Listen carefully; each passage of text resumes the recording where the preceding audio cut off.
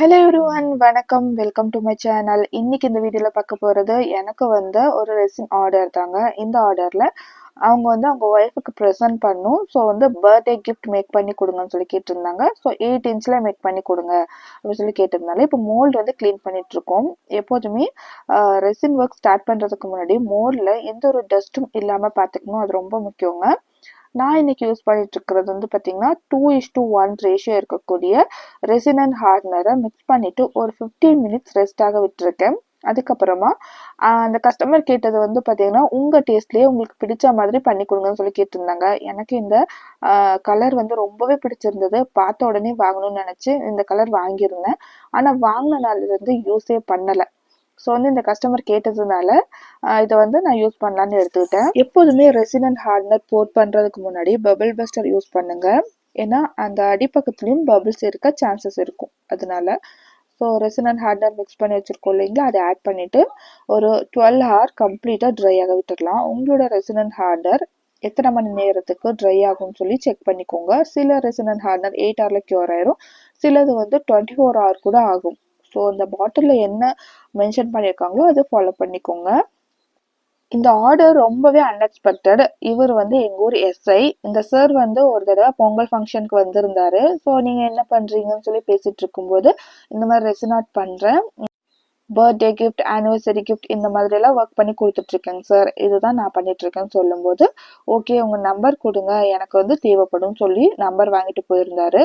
So பர்த்டேக்கு முன்னாடி எனக்கு இந்த ஆர்டர் கொடுத்துருந்தாரு. பட் டைம் வந்து ரொம்பவே கம்மியாக தான் கொடுத்துருந்தாரு. 3 டேஸில் இந்த ஆர்டரை ஃபினிஷ் பண்ணி கொடுக்குற மாதிரி கொடுத்துருந்தாங்க. ஒரு ரெசின் ஆர்ட் பண்ணவங்களுக்கு தெரியும் 3 டேஸில் ஒரு ஆர்டரை கம்ப்ளீட் பண்ணுறது எவ்வளோ கஷ்டம்னு. பட் இந்த ஆர்டரை எடுக்கவும் முடியல, வேண்டான்னு சொல்லவும் முடியல. நான் வந்து பிகினிங் ஸ்டேஜில் இருக்கிறதுனால ஒவ்வொரு ஆர்டருமே ரொம்பவே வேல்யூபிள் தான் இல்லைங்களா. ஸோ வந்து நான் இந்த ஆர்டரை எடுத்துட்டேன். சரி எப்படியோ முடிச்சிடலாம் அப்படின்ற ஒரு நம்பிக்கையில் எடுத்ததுக்கு அப்புறமா என்கிட்ட வந்து பிரிண்டரும் இல்லைங்க. நான் வெளியே கொடுத்து தான் ஃபோட்டோஸ் எல்லாம் பிரிண்ட் எடுத்துகிட்டு இருந்தேன். நான் ஆர்டர் கொடுத்த இடத்துல ஸ்பீட் போஸ்ட் பண்ணிட்டாங்க. பட் 1 டே டிலே ஆயிடுச்சு. டைமே 4 டேஸ் தான். திரும்ப 1 டே டிலே ஆகவும் என்னால் வந்து அந்த டைமில் கொடுக்க முடியாதுன்னு நினச்சிட்டு நியர்பையில் இருக்கிற ஒரு ஷாப்பில் போய் ஃபோட்டோஸ் மட்டும் பிரிண்ட் எடுத்துகிட்டு வந்திருந்தேன். இந்த வேர்டிங்ஸ் எல்லாம் பிளாக் கலர் லெட்டர்ஸ்ல இருந்தா ரொம்பவே அழகா தெரியும் அப்படின்னு சொல்லி நினைச்சிட்டு நான் பிளாக் கலர் ஸ்டிக்கர் ஷீட்டுக்கு ஆர்டரும் கூட கொடுத்துட்டேன். 1 டே டிலேவா வரும். ஸோ கஸ்டமருக்கு டைமுக்கு கொடுக்க முடியாதுன்னு நினச்சிட்டு எல்லாமே நான் கையிலேயே எழுதிட்டேங்க. ஹாப்பி பர்த்டே வினர் ஸ்டிக்கர் மட்டும் ஸ்டாக்ல இருந்தது. வினர் ஸ்டிக்கர் மட்டும் ஆட் பண்ணிட்டு அந்த வேர்டிங்ஸ் எல்லாம் நான் கோல்டன்ல எழுதிட்டேன். Sir happy birthday my world இந்த மாதிரி ஏதாவது வேர்ட்ஸ் ஆட் பண்ணுமான்னு கேட்கும்போது தங்கம் அப்படின்னு சொல்லி ஆட் பண்ண சொல்லியிருந்தாங்க. நான் வந்து அந்த லெட்டர்ஸ் எல்லாம் கொடுத்துட்டு மை தங்கமே ஆட் பண்ணியிருந்தேன். அவங்களுக்கு ரொம்பவே ஹாப்பியாக இருந்தது. எஸ்ஐ சார் வந்து கேட்டிருந்தது தங்கம் ஹாப்பி பர்த்டே தங்கம் அவ்வளோதான் கேட்டிருந்தாங்க. நான் வந்து அந்த வேர்டிங்ஸ் வச்சுட்டு மை தங்கமேன்னு போட்டதுனால பார்த்துட்டு ரொம்ப ரொம்ப ஹாப்பி.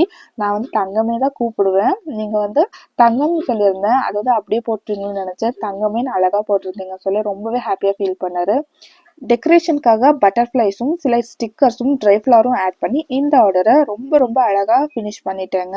இதே மாதிரி உங்களுக்கும் ரெசின் ஆர்ட் வேணும்னா ஸ்க்ரீனில் தெரியிற வாட்ஸ்அப் நம்பருக்கு கான்டாக்ட் பண்ணுங்கள். இந்த மாதிரியான பர்த்டே ஃப்ரேம்ஸ் மட்டும் இல்லாமல் ப்ரிசர்வேஷன் ஒர்க்கும் கூட பண்ணி கொடுத்துட்ருக்கேன்.